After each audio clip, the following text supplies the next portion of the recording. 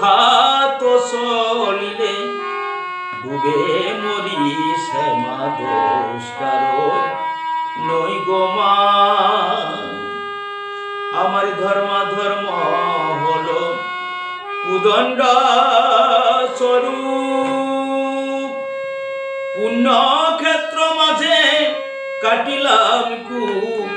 ধর্ম হলো উদণ্ড স্বরূপ, পুণ্যক্ষেত্র মাঝে কাটিলাম কূপ।